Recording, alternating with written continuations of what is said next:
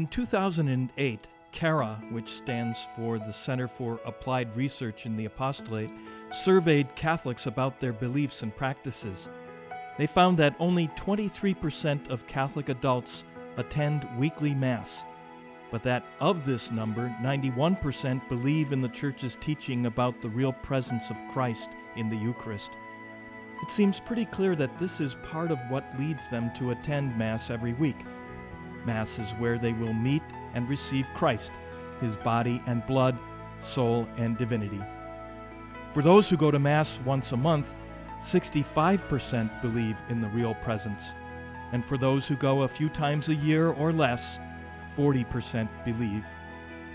Another poll taken in 1998 by Gallup showed that only 30% of American Catholics surveyed believe in what the Church has taught about the Eucharist from the beginning. Yet the Eucharist, according to the Second Vatican Council, is the source and summit of the Christian life. We can't really be Catholic Christians without it. This is why Blessed John Paul II, in his last encyclical letter, and in calling for a year of the Eucharist, hoped that we would have what he called Eucharistic amazement. In other words, if we truly believed the words of Jesus when he said at the Last Supper, "This is my body, this is my blood, do this in remembrance of me," there's only one word to describe our reaction. We would be amazed. How could we stay away from Mass if we had such amazement? As the year of the Eucharist ended, there was a synod of bishops that met to discuss this great gift, and afterwards Pope Benedict wrote an apostolic exhortation called Sacramentum Caritatis, the sacrament of charity. In it, he called the Eucharist a mystery to be believed, celebrated, and lived.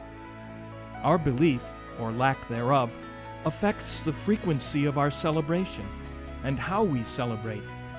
We don't gather to be entertained, but to worship, to see present before us the memorial or representation of Jesus' life-saving death and resurrection, and to receive his body and blood, including his Sacred Heart, in Holy Communion.